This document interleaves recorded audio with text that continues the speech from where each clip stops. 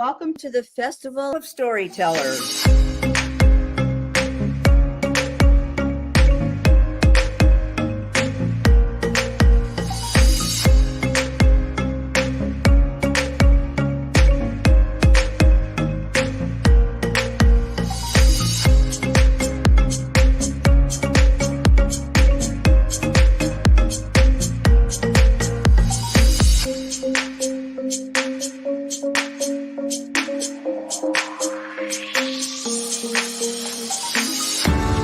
I can't tell you how excited I am to be on right now. It's been a couple of weeks of excitement, getting prepared, and I've done a lot of things in my life, but this has got to be close to the top. Thank you, and Reader's Magnet, and thank you, John, for putting this forth and taking the chance on us authors in presenting this out to the world. I've enjoyed this immensely, Joanne. Ellie, so have I. Thank you for who you are, and thank you, Reader's Magnet. You all are beautiful, and you've worked so very hard, and we are blessed. We are. I thank everybody that's involved with this process, because we know writers need readers and writers need publishers. We thank Reader's Magnet and everybody that's involved. I love Reader's Magnet. They say, we share your stories with the world.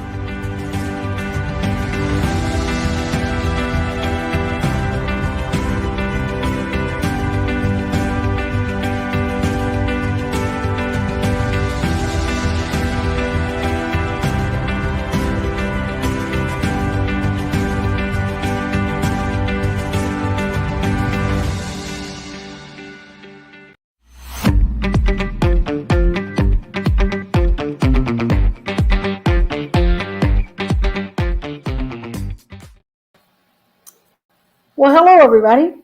Don't you just love that opening? I mean, every time I see it, and I've seen it now several times, I really, really like it. And I love where the lady says they take our stories to the world. I mean, that's just incredible.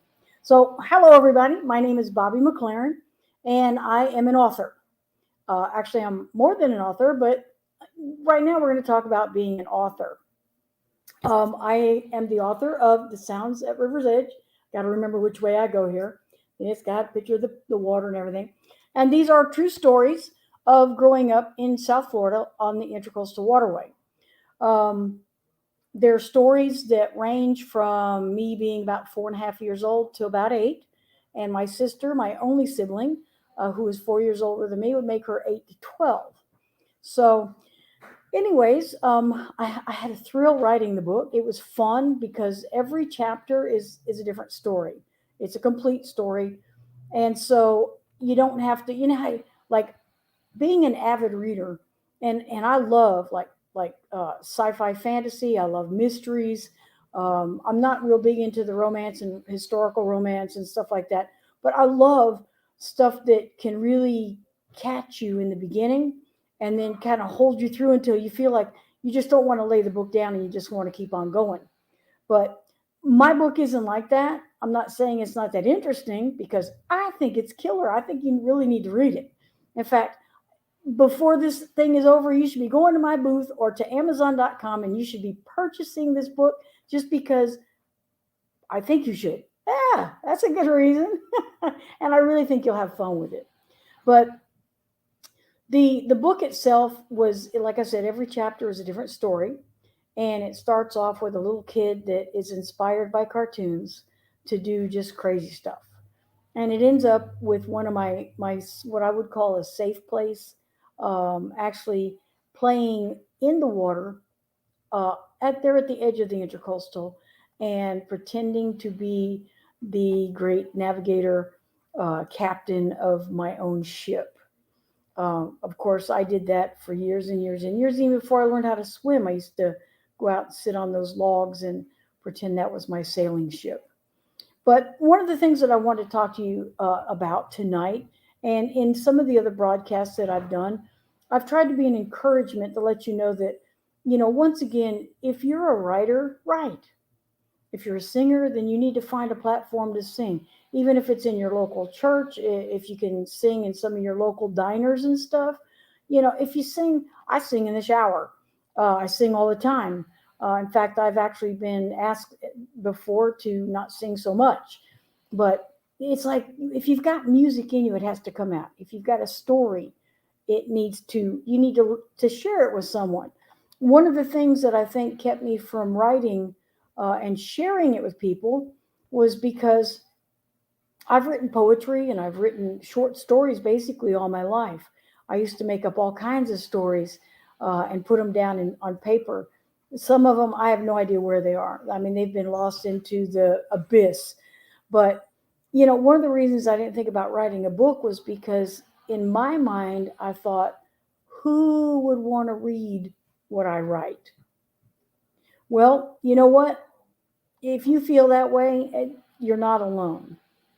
And you need to think about the fact that even if one person reads your book and is blessed by it, you've made a difference in someone's life.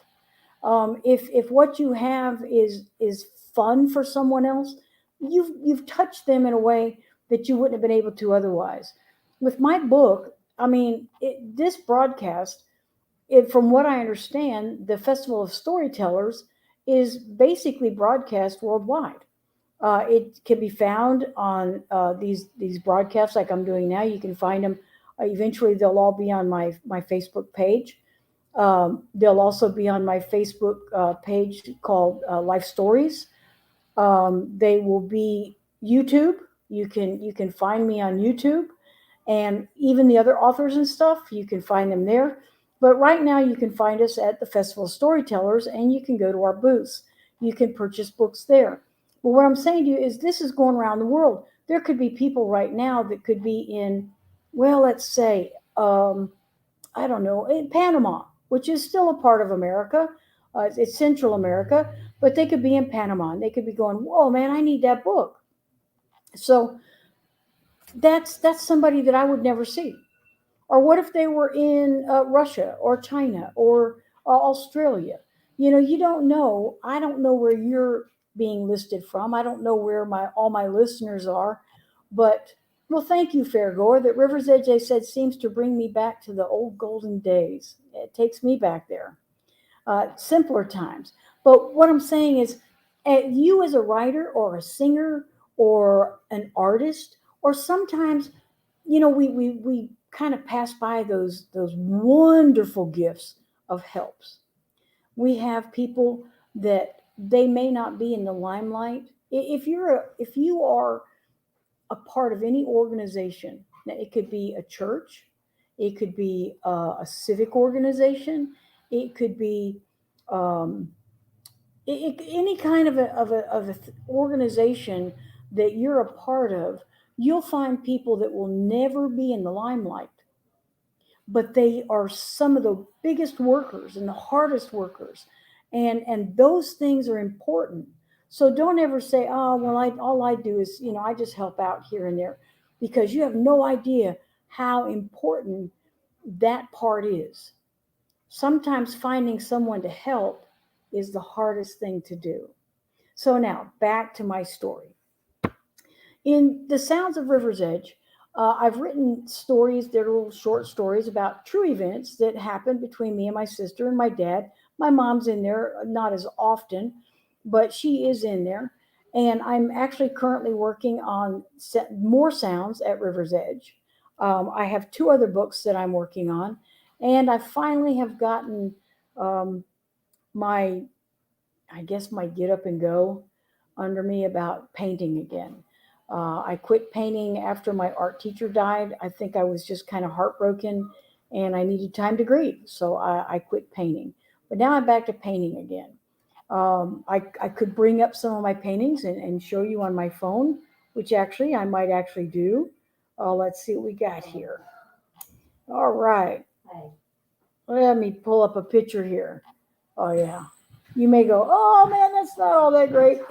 It was fun to me, right? Okay. So this, got to go that way. This is one of the paintings that I did last, was a clipper ship. And I really enjoyed that. This painting, I don't know if you can stop that. This painting, got to go the other way. Okay. I actually did it with a palette knife. I don't know if you can see it really well or not, but there it is. I did that with a palette knife. Didn't even use a brush. Okay, that's one of my first birds. It's a grosbeak. Oh, isn't that cute? Look at that. Look at those little chickadees on that basket. Let me see if I can get it to where you can actually see it just a little bit better. See the basket in that? That's very festive for the holidays. And then this is one of my favorite paintings. Let me see if I can get it to turn. Come on, turn. Anyways, I love the coloring in it. See the red in the trees and all. It doesn't show up as well as I would like it to, but those are things I finally have gotten back into doing that. So when you sit there and you think about what you can do, and if you're a parent and you've ever sat down and one of your kids said, "Hey, tell me a story," and you're sitting there like, well, you could go through the Grimm's fairy tales. You could go through all the ones with Cinderella and Snow White and all that. You could tell them all kinds of different things. You could tell them about the tortoise and the hare. But have you ever sat around and just made up a story and put them in it? Sometimes those are some of the best stories. Well, I'm not saying that my next book coming out is the best story ever. It is to me because you know what? It's mine. So therefore, but let me show you this. Here we go. This is my next book that's coming out. It's called the First Annual Duck Springs Whistling Contest. And of course, there's my name. But see this little boy? Oh, gotta go that way. See this little boy right here? Okay, his name is Tyler James. Well, Tyler James is actually my great nephew. His name is Tyler James, and then his last name. His middle name is James, so I made this little boy's name Tyler James, James being his last name. And then my other great nephew, he is going to be Mr. Johnson, the store owner's son, and his name is Brandon. So that story, the synopsis of that story is, I love this. Reader's Magnet fixed this up for me. Is that not look cool? Look at that. See, look at that. That's just so cool. Got the picture, and they actually let me do, send in my illustrations, and they enhanced it. They colorized it because all I did was send in pencil drawings. But on the synopsis, it says the first annual Duck Springs Whistling Contest is Duck Springs is a small town in rural America, and they're having their first ever whistling contest for the young children in the area. No one is more excited than Tyler James, a 6-year-old boy who whistles all the time. He just knew he could win one of the silver whistles if he tried really hard until a bully causes him to wreck his scooter and not his front tooth. Now, anyone who's lost a front tooth, it makes you talk funny. It makes you sound funny. And whistling is not something you think, yeah, I know, I amuse myself too. What can I say? Anyways, but whistling is something that some people can really do well, and other people, they can't. With me, it depends on the day, I think. I don't know. Some days I can whistle really great. Other days it's like I don't know how at all. But little Tyler James is going to try to still enter that contest missing his tooth. So you'll have to buy the book and read it to your kids so that they can find out what happens. It's really got a neat ending. So anyways, we're moving along here. And what I want you to understand is that you have gifts, use them. If you're worried about not doing a book because nobody's going to read it, you know what? Do it anyway, because if it's in there, let it come out. Okay, they said it's too expensive to publish a book. Is that true? No, it's not. It depends on what you're doing. It depends on what type of a book you're doing. It depends on whether it's, you can find different publishers to self-publish that will be, some of them are more expensive than others. Shop around. My first book I did through a different publisher in Florida, and I mean they're good. They did a really good job with my book. But I'm using actually Reader's Magnet this time to publish my children's book, and they've been outstanding with the like I said, the illustrations, the colorization, working with me. It may not be going as fast as maybe I would like it to, but you know what? I don't have to do all the setups, and I don't have to do all of the things like that. So, but you know what? Shop around. You can go online and you can just put in self publishers, you know, and they'll bring up a ton of different names, and you can actually go in and check it out to see.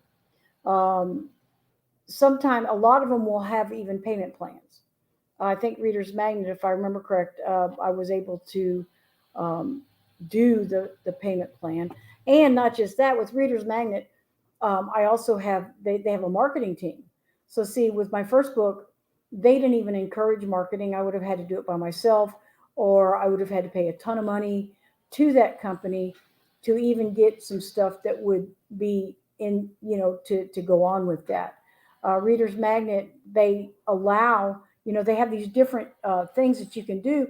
Like coming up in this next year, LA and Tucson are actually having book fairs. I mean, actual, not just like the Festival of Storytellers where we're virtual, but they're actually going to have a live where you can actually go and touch the books, and walk around and see other people.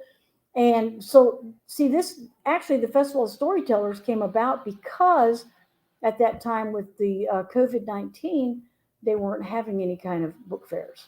Nobody was having any gatherings at all. So now they're starting to come back this next year. And hey, you know, it's one of those things where you can get involved with it. Bye. Not you guys. I was waving to one of my coworkers that's leaving. Anyways, but they have all these different things that you can do. And with Reader's Magnet, they have their own booth and stuff, this big area set up. And I'm able to have my book displayed with them so that people, once again, I live in Northeast Alabama. My book will be seen at a book fair in Los Angeles or in Tucson. This last year, they had virtual book fairs in London, and they had them in New York, and they had other places. But now they're starting to actually get out to where people can actually touch the books. And it is different. When you can hold a book in your hand and you can sit there and you can move the pages and you can actually look at the pictures. And if it's a picture book, like my children's book that's just come out, those are things that, you know, it kind of makes people want to buy even more so. So, and if you're at all like I am, there's something about a book, holding it in your hand. Now, I do have a Kindle. I can't say I don't. I do have a Kindle, and the reason I bought that was because an author friend of mine, he actually published a couple books that were strictly ebooks. And the only way I could get the ebook was to get a Kindle or a Fire or, you know, one of those things like that, that an iPad that you could download books on. And so that's why I have that, so I can get books. And plus, when you're traveling, if you're going by airplane, it's a whole lot easier to carry 5 to 10 books in a Kindle than it is to carry 5 or 10 books in your suitcase. Yeah, that was great. So anyways, let's see, Fairgoer 2170, it's quite difficult to shop around. There are a lot of scam companies. Most of them tell you a lot of, yeah, you're right, they do. And that's why you got to really check it out, because, you know, some people, they're just in it to take your money, which you can find that anywhere. So look into it, talk to other authors. You can, where I found that the company that I published with in Florida, which is it's on the other side, Zulon Press, that right there. I found that because I had gone to a meeting, a gathering and a conference where these gospel singers were singing, but they'd also written books, and they had self-published. And so I saw who their publisher was, and that was Zulon Press. And so they, like I said, they worked with me. They were great, but they didn't help me with marketing. And I think that, you know, I published that book in 2007, and they really were not as encouraging. Where this book that I'm publishing with Reader's Magnet, they're right there saying, well, do you want to do this? Would you like to do that? And they give you options of what you can do. So by all means, check it out and check with the Better Business Bureau, especially here in the United States. We actually have consumer reports. The Better Business Bureau, you have many areas that you can check into to see if these things are for real. And even snoops.com, you can look on that, because a lot of times there'll be things posted, and if you're not real careful, you can get into those things. And that could be with anything. That could be with publishers. It could be with recording people. It could be with anything. I mean, you could be buying tires online and never get your tires, but you just spent money for it. So yeah, be cautious by all means. I don't know for sure what else. I'm kind of like at an end here. It's like, oh, but now let me encourage you with this. If there are any certain types of books that you like, you can go to Reader's Magnet on Facebook, and you can pull up their page and you can see all kinds of stuff on there. Why did I change publishers? I changed publishers because actually Reader's Magnet reached out to me, and they spoke to me and they asked me about stuff. They asked me about my first book, and they had actually heard about it. And they reached out with the first book and wanted to know if I was interested in marketing it, which by now I was. The reason I didn't do it when I had it published was that was the same year that my mom had passed away, and I was still working a very busy job. And I just kind of had lost heart in getting it out there. So, but that was why I changed publishers. And Zulon, from what I could see, their prices had gone up quite a bit, which I mean, I understand, especially after COVID. You think that a lot of the stuff, with trees and wood, if you know anything about building, the prices of wood went through the roof. And of course, you know that trees are what we make paper out of. So unless you were doing an ebook, now you can actually do ebooks on Amazon, and you get paid, they get paid, and it never even goes into actual real print, which that's why I bought that. The Kindle was because I have a friend who has put several books on ebooks, and it doesn't cost a lot. You can check into that. But that was the reason I switched publishers. But once again, go to Reader's Magnet, check out their thing, go through the Festival of Storytellers and check out the other authors in the booths. There are genres, there are authors with every type. There's cookbooks, there's sci-fi, there's romance, there's self-help books, there's books on religion, there's books on everything. So by all means, go to the different booths, check it out, and at each one, they'll tell you where you can go to purchase the book. You'll get a little bit of the synopsis of the book, gives you the author's bio. You can check it out. And each one of them will have, even if they don't have these 30-minute segments, they should have at least one author of the hour. So check that out. Go in there and see what's going on. And by all means, support the authors, because a lot of people that write, they'd like to know that somebody out there is actually reading it. Let's see, how's the books going? Good. They're going. I may not be selling like thousands at a time, but hey, one book at a time. And it's just like anything else. You take it one book at a time, one step at a time, one moment at a time. So by all means, again, check it out with Reader's Magnet on the Facebook page. Check it out online. You can go to www.readersmagnet and pull up their page, and it talks about their publishing. You can go to the Festival of Storytellers, which I'm hoping that's where you're seeing this. If not, then you're missing out on a lot. And that would be, once again, www.thefestivalofstorytellers, all one word.com. And you will see all kinds. I'm just telling you, I have bought more books watching the different authors, because each one of them is like, oh my gosh, they're just so exciting. I've got to read the book. I've got to see how it goes. I've got to find out the ending. I want to see what the gist of it, the complete story. So Anyways, I'm going to kind of wrap this session up. And well, you're welcome. And I just want you to know that I appreciate all of you and any of you, whether it be one or if it be a million, that have taken the time to listen to us speak. And I'm going to tell you what, you may not want to write a book because you're thinking nobody's going to read it. You have no idea what it's like to sit here, look at yourself for 30 minutes and talk. This is the craziest thing ever. But you know what? It's fun. And if you can learn anything from it, I hope you do. And I wish you all well. And don't miss out on the next couple days of the festival because there's still more authors to come. So to each of you, I bid you well. I thank God for blessing you and you finding his wonderful favor. Maybe we'll do the Festival of Storytellers 3.